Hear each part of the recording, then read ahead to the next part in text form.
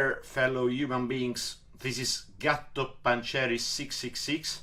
I am the bass player and founding member of Nanowar of Steel. So we have an exciting news for you. Maybe not so exciting, but still. We have some kind of news for you. For those who are interested, we'll be streaming live an interview. It will be me, Parody Minimac, and Mr. Buffo. Yeah, you drew my heart and my blood is spilling, babe. Like oil from a platform in the North Sea. You fish me like a whaler. Well, I guess you'll have to sign up for this streaming to join us and, well, enjoy whatever we have to say. See you.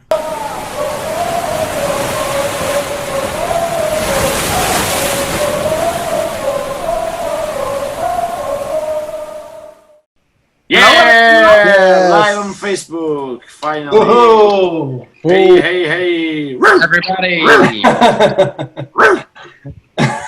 We have dogs. Hello all, hello everybody. Yes? Yeah! Hello guys. Hello! Hello! Human beings. How are you doing? We are doing prestigiously. Good. Yes, indeed. So, Ag, Yeah, so we are the Metal Galaxy. So tonight, we bring bands to you as we can't see them, and it's today me and Nick yes? who are doing the interview, and we have backstage Veronica. Hello. Hi, Veronica, Hi, backstage. Veronica! Who will be passing the questions and taking care of youth. So, tonight we are traveling we are resting our airs, and tonight we are traveling to Italy to have some parody. So I will give the word, and join the group, and I will give the microphone to Gatto Panzeri. Hey! Hi there. Oh, ciao gatto. What's up? Good. And you? I think I'm doing fine, yes. I suppose so, but... Uh-huh. All right. So I have a question for you. Yes. Why on earth did you choose to interview us? So first of all, you are from Dublin, but you're not from Dublin. We live in Dublin, but we are not from Dublin. We are not from Ireland. Yeah. Exactly. Mm-hmm. So the plan is to be in the spark of metal bonds all over the world. Now with this situation, it's great. We have internet, so we can travel and meet bands and introduce them to group and discuss us and connect with other metalheads. I understand, but I mean, I would argue that there are better things you can do with the internet rather than watching Nanowar of Steel during lockdown. Well, for us, Nanowar. Well, the interesting thing is that it's parody metal, and we haven't discussed this, so I'm curious myself what this genre is all about and what's the band about. Okay. Yeah, we decided to have you guys here because, it's something completely different from what we had before. We would like to meet you also. Yeah. I know you're fun guys also, and we would like to speak about comedy and metal. The thing what you're doing. Yes. As you said, we do very serious metal. As you can see, I mean, we do comedy, but we take it really seriously. So in a way, it's very serious what we do. It's just a topic that is not serious. But is it that relevant? I mean, would you really argue that talking about trolls and elves is something serious? Why? I mean, why is talking about gargoyles considered comedy, and then you talk about trolls, elves, forest full of dwarves, and then that's not considered comedy? Yeah. Who draws the line? Yeah. Where? Where do you draw the line? Interesting. I'm serious. So, Yeah, because in Hollywood there are horror movies, dramatic movies, but should not be there comedy movies. So what's the point? Oh, okay. It's forbidden comedy, or what else?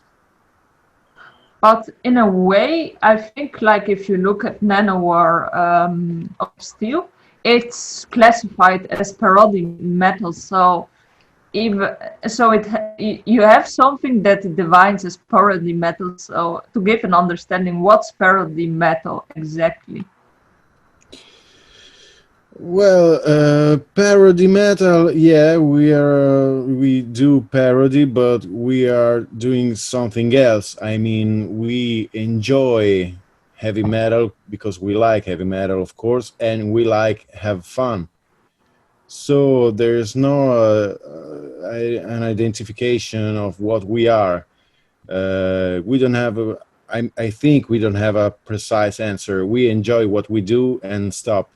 And we enjoy when our people enjoy what we do, our fans enjoy what we do, and that's it. No, I don't think we should think too much about it. That's my personal opinion. I mean, we don't think about it because it's the only thing that we can do. Like, if we try to do anything serious, it wouldn't succeed because it's not something that comes from us naturally. It's like, yeah, I don't know. It would be like asking Manowar to do like some serious stuff. It's impossible. They need to talk about bullshit all the time. So, yes. But So, but the funny thing is, in my opinion, like Manowar is ridiculous with their how do you say, with how they dress and so on, and yet you are making jokes out of them. I mean, we were making jokes. I think we stopped like maybe 10 years ago making jokes out of Manowar, in the sense that when I started the band, I was targeting Manowar explicitly, in the sense I was taking their style and was sort of shaking the lyrics, like making some weird mixes of what they would say and make it sound weird. So that's how songs like Nanowar of Steel were born. But now it's like, I think we do like some kind of general, whatever comes to our mind. I mean, it's more close. I would rather call it like maybe ad metal, like in the sense of commercials, like because we like to. Why isn't anyone talking about IKEA or yes. Bosch or? I mean, it's part of everyday lives, right? So it should be also part of the music that we listen to. But in general, we like. I would say we don't explicitly target metal topics. Not that much nowadays. It's more about things advertisement. Sorry? But you know, advertisement. One of the topics, yes, it's advertisement, for example. Yeah. but you know, when you talk about music and rock and metal, it comes to mind. There's to break with your words, with your music, and you have to go each time on a new level. You have to become extreme and aggressive and reaching absurd levels. Okay, but parody, I think, is when you have no limits. So I can do heavy metal, hard rock, or maybe jazz, reggaeton, and so on, talking about anything you want, without limits. And reaching those level of nonsense is parody. When you are so extreme that anything you say that doesn't belong to the music genre you play, or the kind of music of movies you make, or books, or so on. Parody is having no limits. And I think that Nanowar of Steel are a band with no limits. We are the William Wallace of music. We are pushing freedom to the next boundary. Yeah, that's the important thing, because you can speak with, for everything through the songs, You can speak about the beer, like. But that's I mean, it's like an inflated topic. Everyone's talking about beer nowadays. It's not. No, like, I mean, like.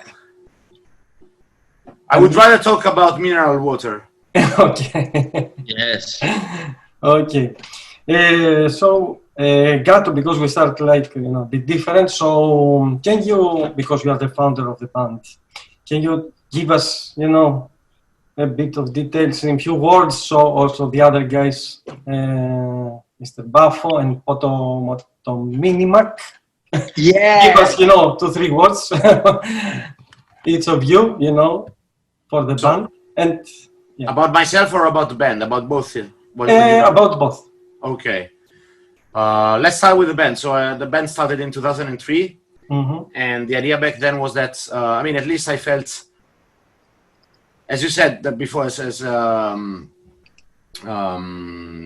you said before, that Nanowar is already a parody in itself. So there should be no need of making an explicit parody of Nanowar. But I felt this thing is missing. So there are people taking Nanowar seriously. There are people thinking that really heavy metal is, is religion, and we should die for metal, and we should fight and stand up and die and this kind of things, and they take them seriously and they wear leather.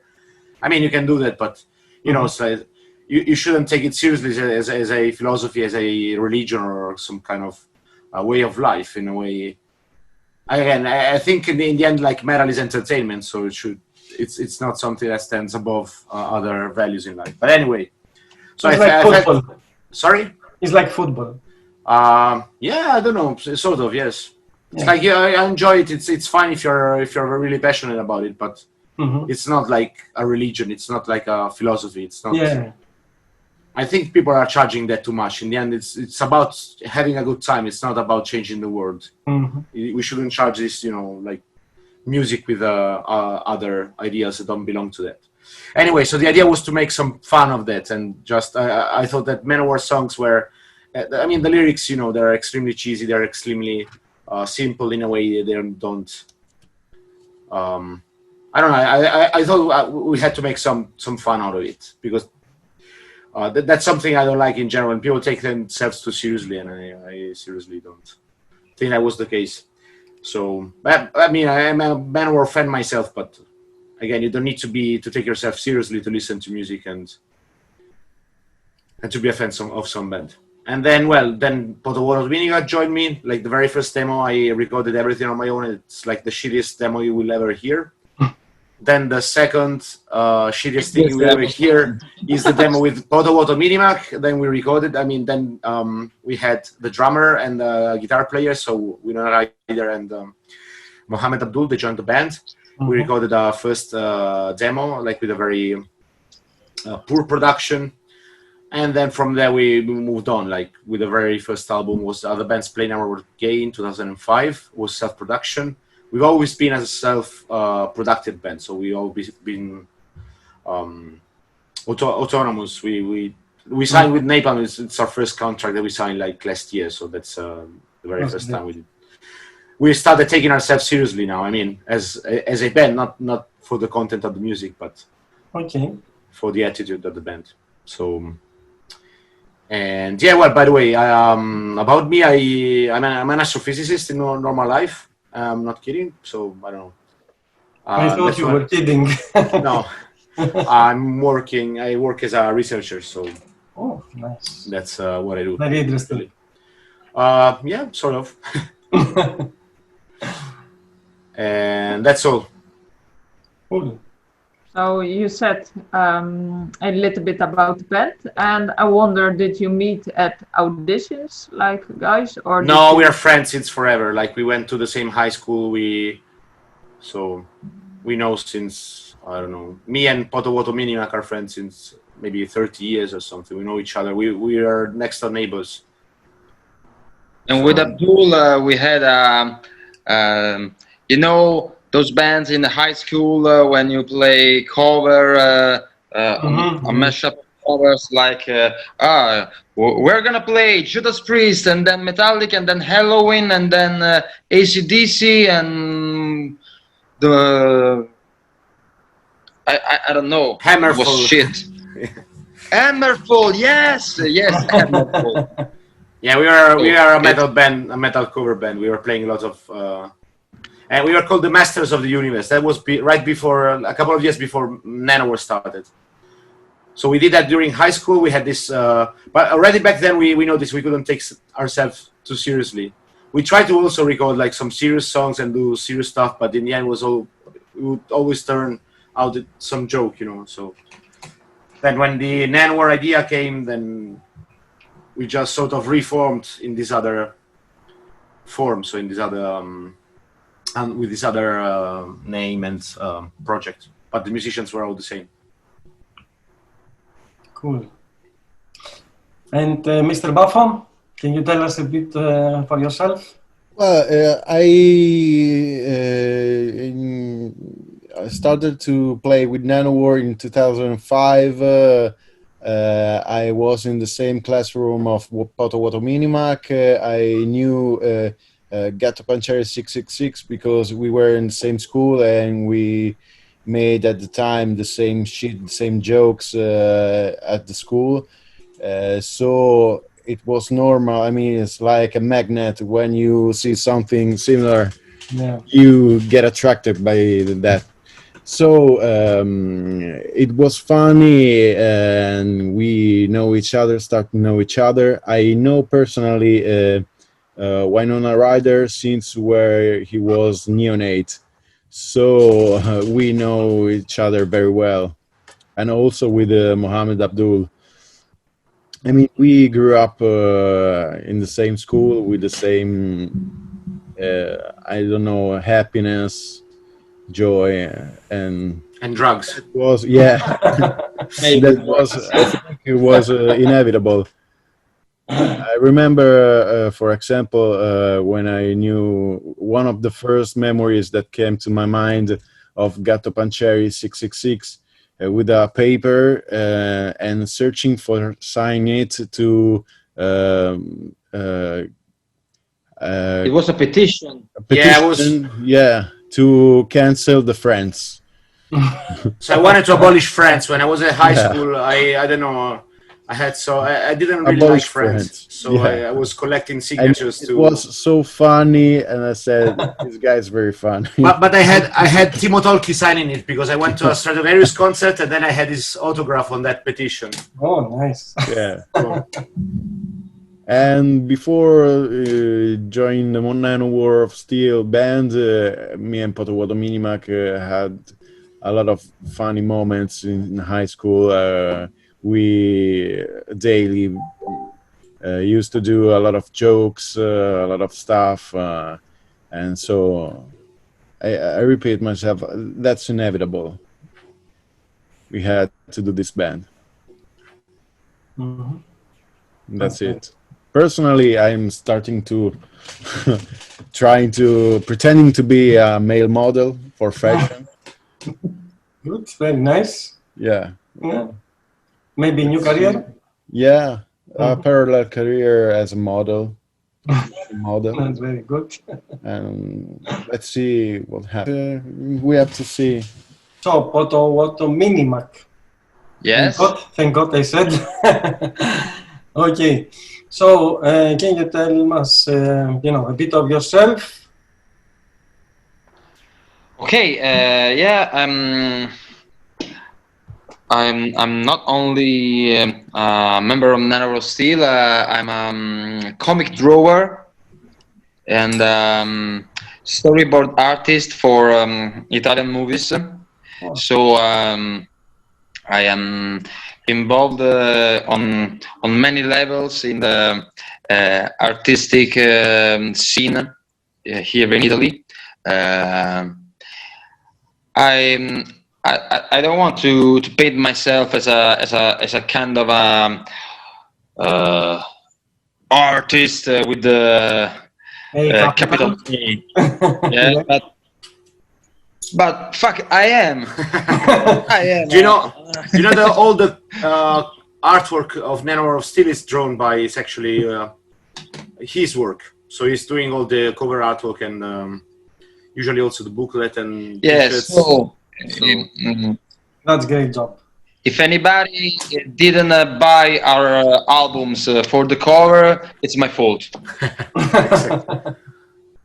And do you do also the t-shirts or not? Not all of the T-shirts. We have other artists who works for us, but many of them are my work and or an upgrade of original design made by myself. I don't know. I draw what the band asks me. Okay. I'm a bitch of the pencil.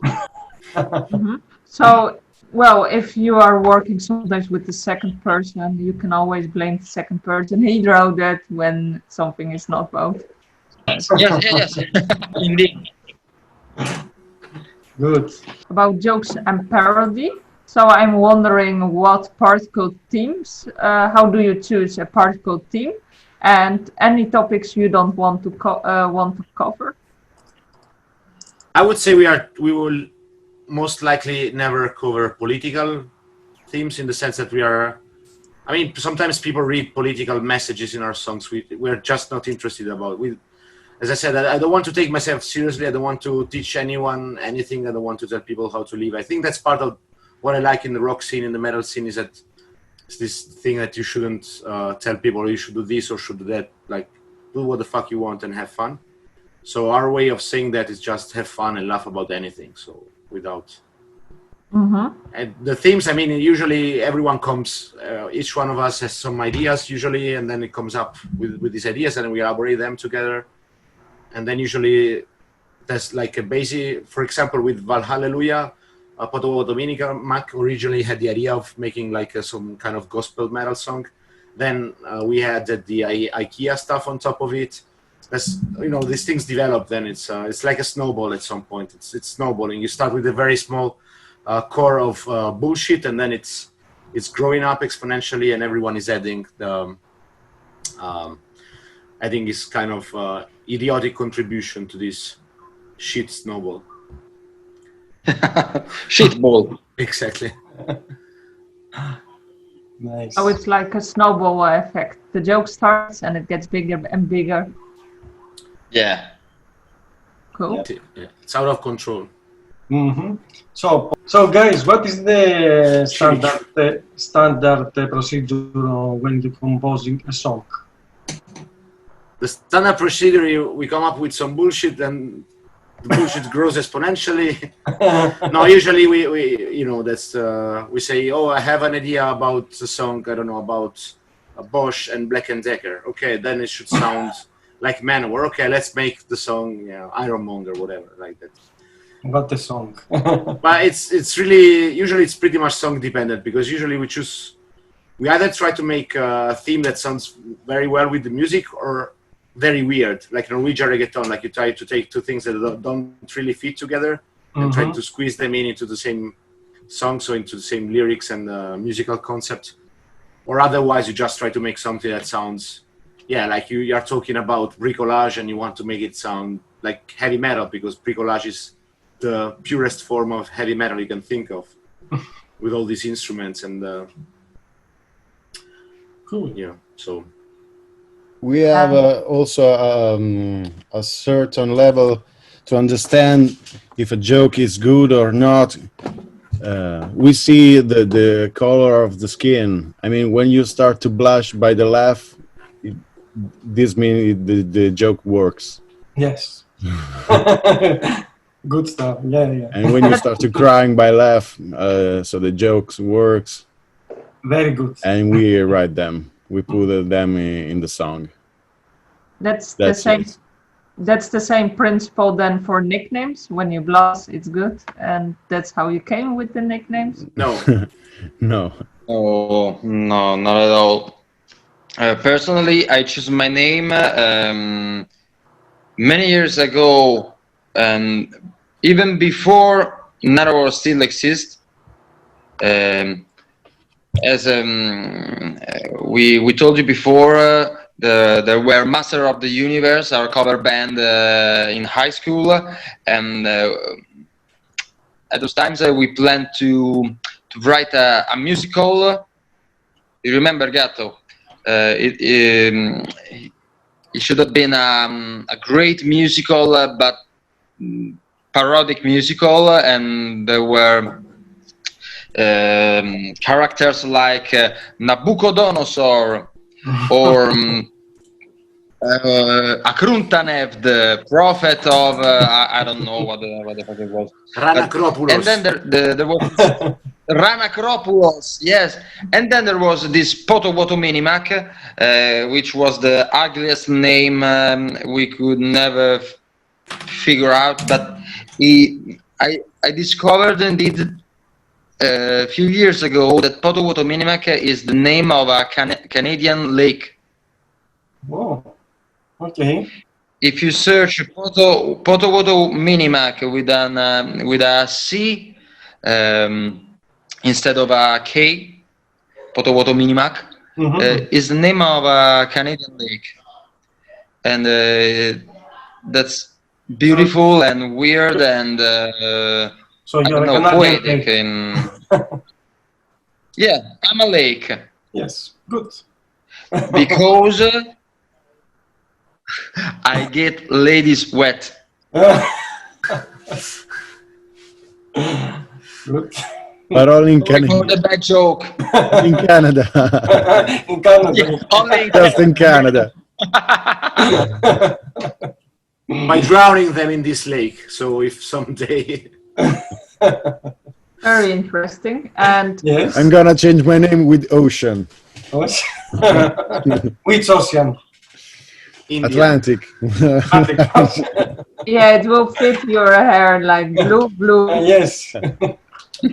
Or blue sea. And Gatto Panzeri 666. So Gatto Panzeri is a name. Let's cut it, to make a long story short. He's an Italian pop singer. I wouldn't call him a quality Italian pop singer. Definitely not a quality Italian pop singer. And I just had fun thinking about this guy singing satanic songs. Like, I don't know, imagine Justin Bieber. But it's not even Justin Bieber. I mean, some like mildly famous singer singing about satanic stuff. So it was fun for me. Yeah. Gatto means cat, eh? I know, but it's, I mean, it's nothing, I mean, then doesn't come from that. It's just a nickname. This other singer nickname, it's also his nickname. It's not his real name, of course. Okay. But I just took his name, stage name, and then added 666 to make a satanic version of this singer. So Number of the Beast. Exactly. But yeah, I came up with this name long time ago also. So cool. And Raphael, you said you're at the ocean, but right now you are Raphael, no? And at the moment, yes. My nickname is Mr. Buffo because of my name, Raffaello. So my friends used to call me Raffo Baffo. Baffo in Italian means mustache.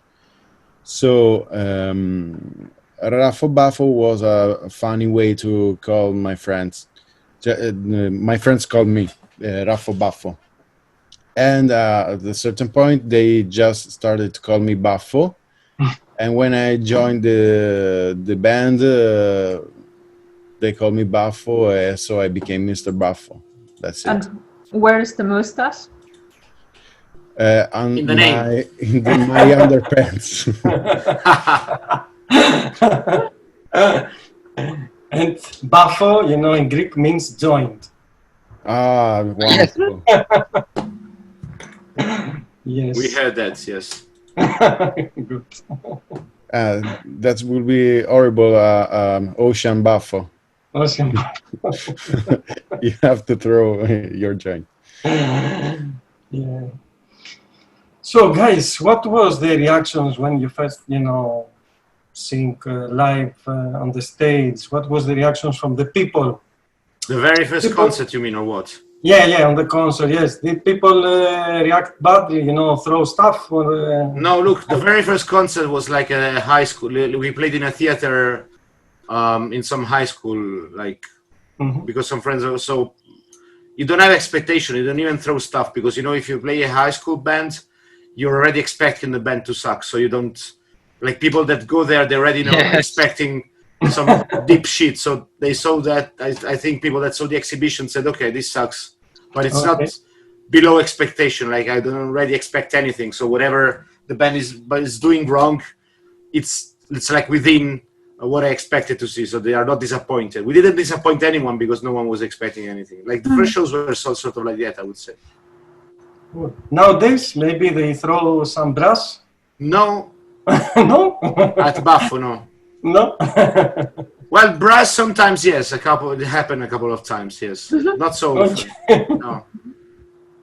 I think the best thing that we got from concerts from fans are like people coming with some, like they make posters or they make T-shirts, they make like signs, and then at the end of the show, they give them to us. So they come with signs representing like characters of our songs, or they write funny sentences on top of them. And I think that's pretty nice. The nicest thing. They don't really throw them at us, but we get them from the fans after the shows. Yeah, that's pretty nice. One of the best posters we received after a show was an equation, and it was Nanowar of Steel are better than pussy. It was the best one. And another one that was hilarious in a concert, a guy had this huge poster with the right, "My girlfriend asked me to choose, or me, or her, or Nanowar of Steel, so I'm here." Nice. Very nice. Good one. Good one. Yeah. And now about outfits and shows for the videos. I saw that one of you wears a skirt as well, so I'm wondering, how do you pick the outfits for the shows and videos? There's no real plan. Like for the videos now, there is a plan, of course. We are working with, in the last videos, we worked with some serious directors, so he's thinking about that. We have some costume, just say like there are some people that work with costumes with us, and they think about the colors, they think about the video structure, what's the kind of color that fits better, and this kind of thing. So they come up with ideas. About stage costumes, yeah, it's mostly our ideas. Then we work with other costume makers. With Dictator Fashion Lab is called. Usually we come up with some idea and we say, "Oh, I'd like to have this and that," and then we get him. But there's no real plan. I mean, most of the time it's just some random bullshit that comes to our minds, especially in my case. Oh, basically it's whatever you are feeling in the day, and it's like it's more or less, yes. In my case it is. In the other, like Poto Woto Minimac has a proper costume, like custom tailored by our costume maker. Raffaello is also, I mean, he has his own outfit. It's like a trademark. Yeah, exactly. It's a trademark. I have the same dress for every concert. Of course, I change my clothes. Dress? Yeah, I mean, I have the ballet tutu and the same shirt, and that's my trademark. And of course, I change my clothes for different songs, but I wear a tutu all the time. Cool. So, and you have also the wig, right? Yeah, this is my the other trademark. But that's natural. Yeah. People think it's a wig, but it's no, natural. It's no more a wig. No, the wig is when he goes out normally. You see, like without this hair, he's wearing a wig in that moment. He needs to cover that. Yeah. This is your normal hair. Yeah, exactly. Yes. Okay, cool. Nice color. Thank you. So, guys, before I ask about the reaction of the fans, now I'm going to ask the reaction about the bands. What was the reaction? You had any bad reaction from the bands that you covered a song like Maiden, like Metallica, like? No, I don't think they don't give a shit. No, that's the reaction was what? Like they ignore us, of course. I mean, like, the big names ignore us. I mean, come on, they couldn't care less. But I heard like we had a couple of times, like back then, maybe 10 years ago, even more than that. I remember we talked to people that spoke with Joy DiMaggio, and Yeah. they talked to him about us, and so like they also. I remember there was this journalist that interviewed us, and like maybe 1 or 2 weeks before interviewing us, he was talking to Joy DiMaggio and was showing like I think the video of Meta La La La, and so he told like the Joy DiMaggio said, "Oh, these guys are very good, but they're wasting their talent." But this is like something that we heard 10 years ago, so it's the only reaction we heard from, say, top tier metal artists, so from the highest ranking metal bands. But like, yeah, from other bands now, you know, like we meet Rhapsody them. And sorry, Rhapsody. yeah, Rhapsody. We know them. It's like we are in contact with them. No, they're fine. I mean, Fabio Leone sang with us. He's a very fine guy. Like, yeah, I believe. I would say so. The one bad reaction we had, I think, it was from Therion. From Therion and Take, I think it's called the black metal Norwegian band. Take. Because when a couple of years ago there was a festival in Italy where we played, then there were, I think, Flesh God Apocalypse, there were Therion, there were Take, there were like some power metal, some black metal. It was mostly extreme metal festival, but anyway, so we played there. After our show, we went to the dressing rooms. They were just above the stage, so you could see like from the windows, people could see us because the dressing room was like this stage was was like a sport building. So we are in I think it was a school that just in front of this.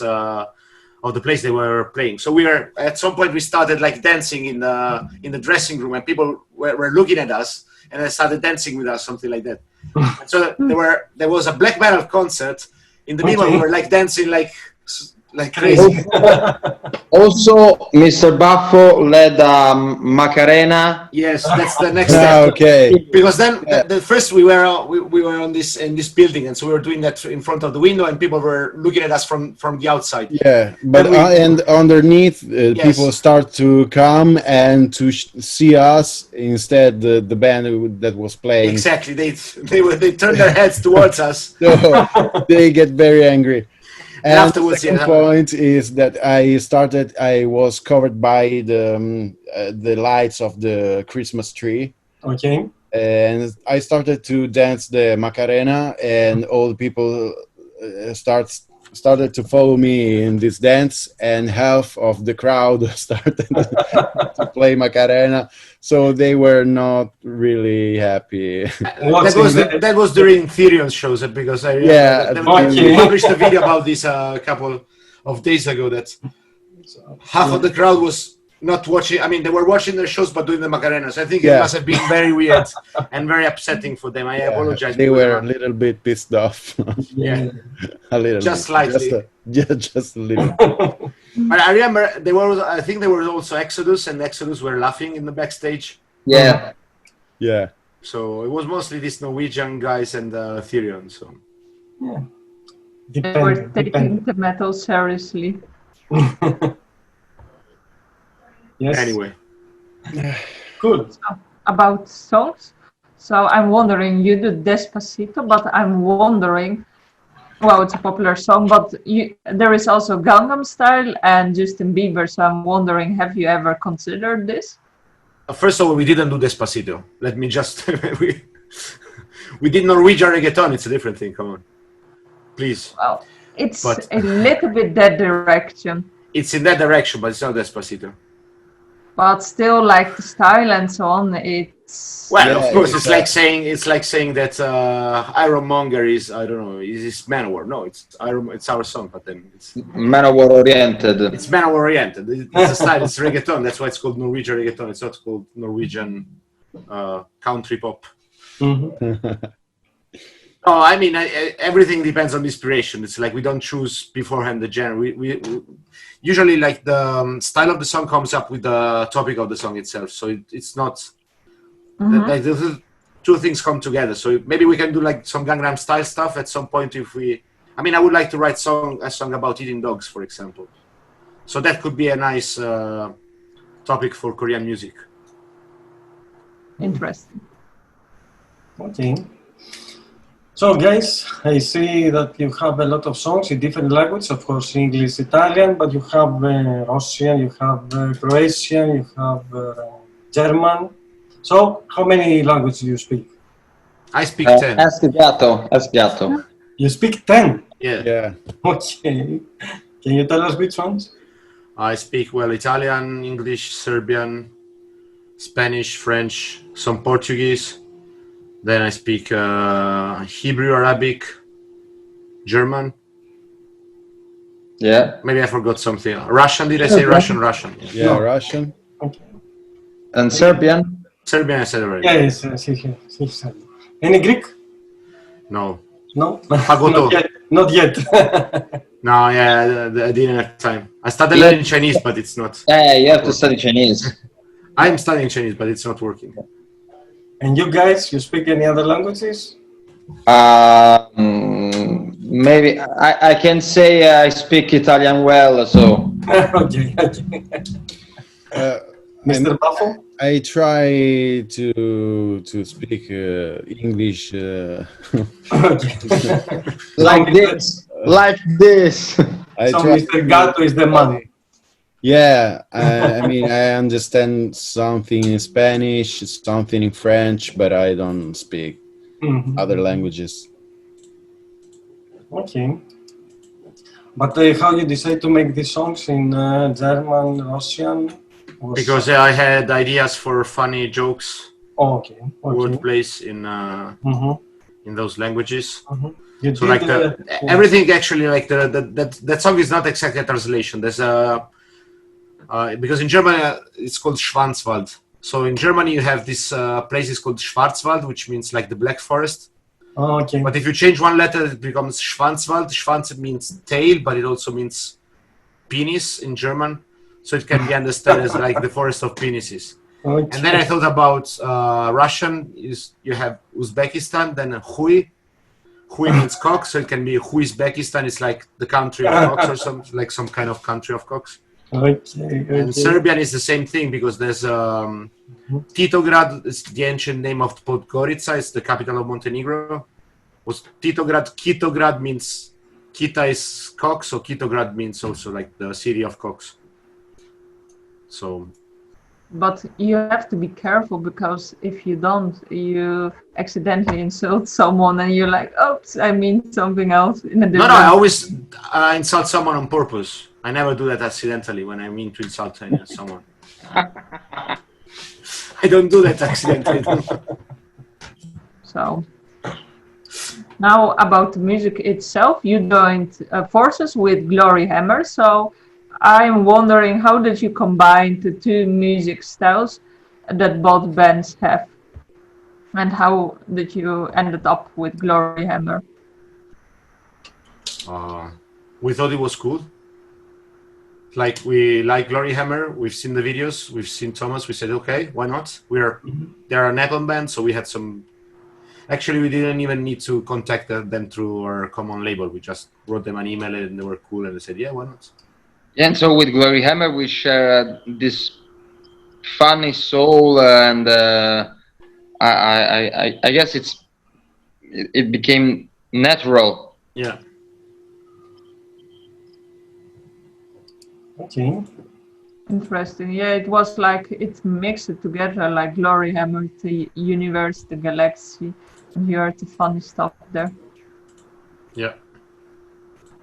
So I'm wondering, then you had Glory Hammer, you did some parodies on, well, that. So I'm wondering who will be the next victim for a joke?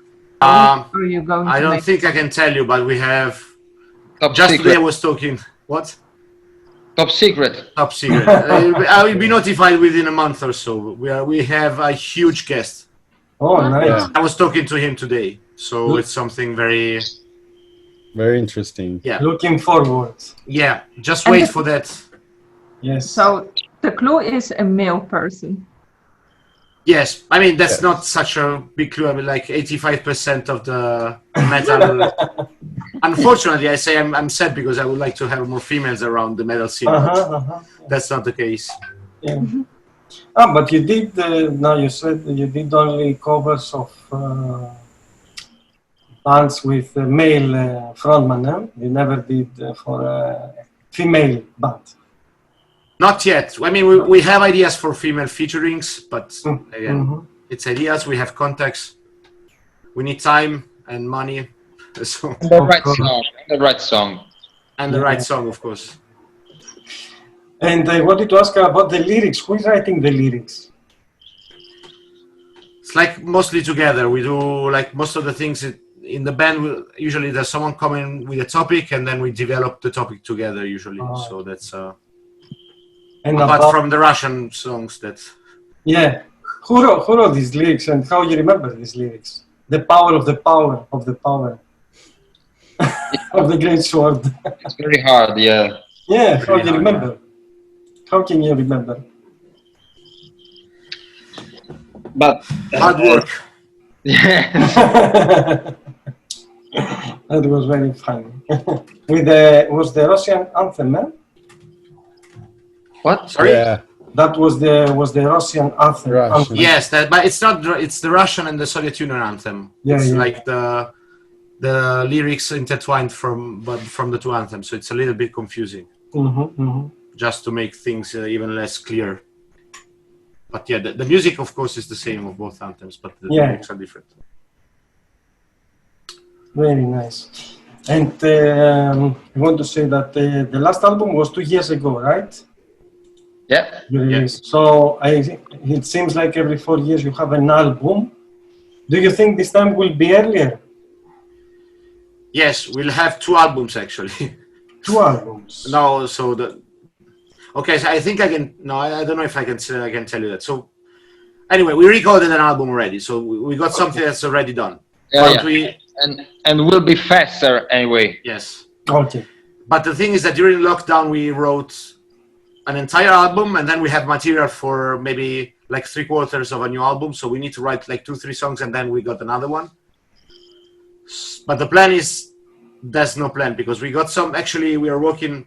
So Nepal, I think I can tell it here, but we'll be reprinting like the Stairway to Valhalla album. There will be a special edition of Stairway to Valhalla with lots of bonus tracks, unreleased stuff, video. There's going to be a lot of stuff on top of it, and it's going out in a few months. Then after that, we're going. So that's going to be released as a double CD. Oh, nice. And then we have a new album that we still need to negotiate and work on the dates because it all depends on the tour and that's it. So we are talking about producing stuff and so on. So I'm wondering, you started with Audio Globe, and now you were self-producer, and now Nano Records. So I'm wondering, are there any benefits, drawbacks, moving to such a big label? Like the benefits are that you have connections to, of course, like drawback is you get less money than if you do everything on your own. That's the pretty obvious answer. But then the thing is that a big label is really, it's the only way that you can grow and reach larger audiences because it's the only way that you can get connections to large festivals for if you want to get exposure on important webzines or interviews or guests, whatever. Like if you have someone standing behind you, and they're pretty. I really like the guys at Napalm.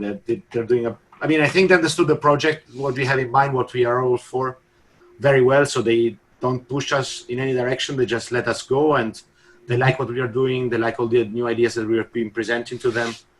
So they're very receptive. They are very open to new stuff. So even like, in the past they had some plans. We said, no, we should do like this, and okay, then we'll follow what you say. So they're very, very good. They're very cool from that point of view. And of course they have huge connections everywhere. So now the festival season is closed, but I hope we will manage to hit some big stage, some of the largest stage in the next years. That's all. We didn't play so much in festivals. It's very hard to be featured in large festivals if you're not in a label. So and you need to play festivals if you want to grow as a metal band. There's no other way to do that. Of course, yeah. Go ahead. Yeah. That's my next question. Like, you play any festivals before? Yeah, of course. I mean, we played Hellfest like 10 years ago, 11 years ago. You played Leyendas, I think. We played Leyendas last year. We played Rock Hearts. Like we played in Switzerland. It was called the Metal Days Festival. Yes. We played in large Italian festivals, like lots of them. So how was the experience? No, usually it's very good. Usually it's amazing. Like many, I think we have a show like the most relevant feature of a show is that even if you don't know the songs, like you can get along. Like that, we have a lot of catchy lyrics, catchy choruses that you can sing like right after the first time you hear them, and you can sing along. Or there's a lot of interaction with the public. There's a lot of jokes. There's a lot of so. Even if you don't know the band, like you have fun. Sometimes, like when you see some metal bands playing and you don't know any song, you might get bored unless they're very good or unless it's like the genre that you love. Otherwise, sometimes it's just very hard to create a connection with the public if you don't do that kind of interaction. And that's something that we really rely out on. And also our dress, because if you see how we are dressed in shows, that for sure grab your attention. People came to see what's going on. Certainly, I was drawn by how Nanowar, the clothing and so on. It got my attention immediately, and then the song, it was like, what? Imagine that. And you had another crazy idea, except outfits, is what I read. You joined first Got Talent España and then the Spanish Eurovision contest. So can you tell us more how this crazy idea started? So we didn't do anything for the Eurovision contest, just to make things clear. The idea was to join the Got Talent because they called us from the Spanish TV. When Norwegian reggaeton exploded, and it was trending also in Spanish YouTube, mostly through the reaction video of some Spanish YouTuber. And then they contacted with us as you should definitely come here and you will win. You're going to go a long way through the Got Talent. Just come and, and do that. And then the idea was, I mean, we don't do talent shows because it's very demeaning. It's not something that we would do on a normal, it's not something we look forward doing. It's like bullshit. And so that at the end of the day, that was exactly what happened with the Got Talent in Spain, because things are not as we expected them to be. So like to make it short. So first of all, you go there, you don't really play it, so playback. It's there's a lot of things that you don't really fit in that kind of environment. But we wanted to get exposure because we said, okay, let's try to do something crazy. Let's try to get exposure in Spain, and let's try to join Eurovision for Spain, because for Italy it's basically impossible. You need to win a festival that it's impossible to win. But there, if you get like some support of the public, you can get some internet stuff, going on and get it viral. Maybe you can try, but. And you had also Giorgio Mastroianni, and that was also the waypoint because you had like 2 million views. And you were on radio and national television in Italy. So I'm wondering, you got the exposure.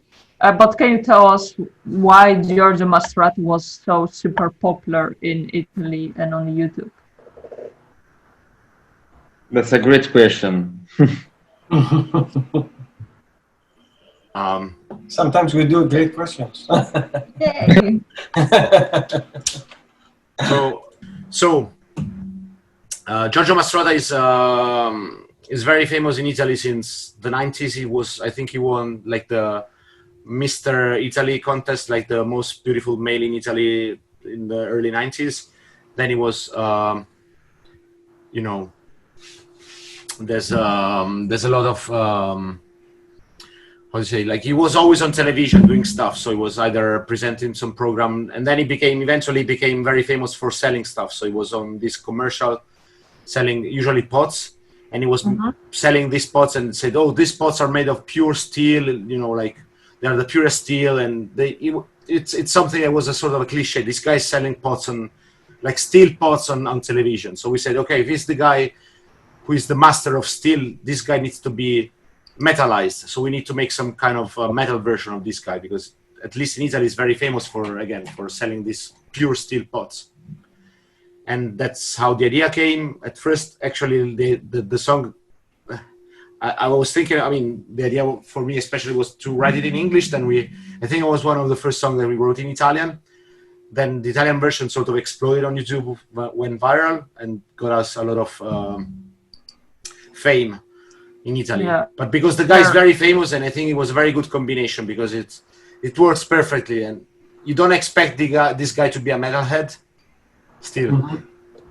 Yeah, so for the best understandment, I would say listen to the song. And for now, these were our questions. Now we have the viewers' questions. So the first viewer question is from Iana Lukaskayev. Are you planning to invite someday a guest as Luca Turilli?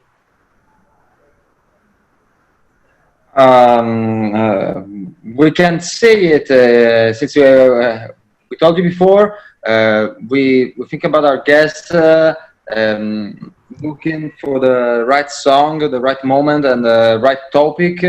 And yes, we can call Luca Turilli. We can call James Hetfield or Bruce Dickinson. Who can say it?